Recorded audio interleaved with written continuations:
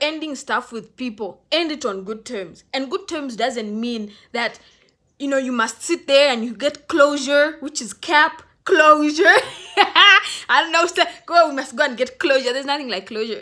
Is that thing. There's nothing like closure, right?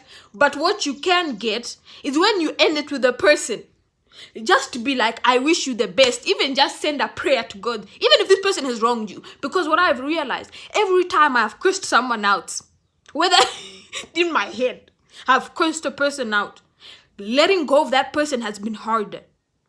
It is almost like you almost like attracted like a demon, right? That now is spiritually drowning you in this existence of a person.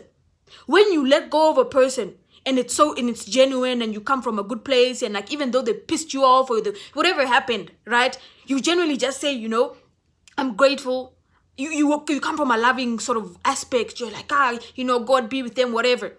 When you're like that, you can move on, and like you're no longer feeling like you're being held back, right?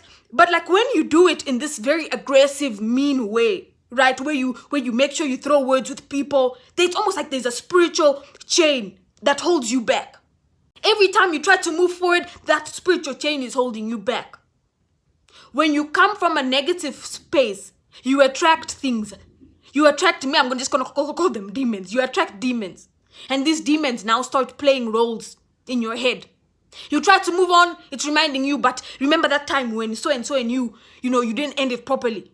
Won't you do that again? You start having self-doubt. It's almost like this friendship that should have ended on good terms, this relationship that should have ended on just like equal terms or just normal terms, now it starts to haunt you, right? Because the thing is, if you're a decent human being, a normal human being, and you say negative things about people, even though that other person can stomach doing negative, terrible things to other people, you can't stomach it. That is not your state of equilibrium. So when you try and lower your state of equilibrium, you won't be able to live with yourself. You won't be able to live with yourself. But let's say, okay, yeah, maybe you ended with a person and you're very positive about it, right? You're surpassed your equilibrium. So you're living in this positivity state where it's like, I'm slightly above my normal state, right? But I'm like I'm happy and I'm okay, and I'm like, there's internal peace. But when you're negative, you start throwing words, there's no eternal peace, right? There's something that's drawing you and drowning you and holding you back. So no matter what people do to you, wish them light and love. Wish them light and love. Let it go. Because you are the one who's held back by that hate.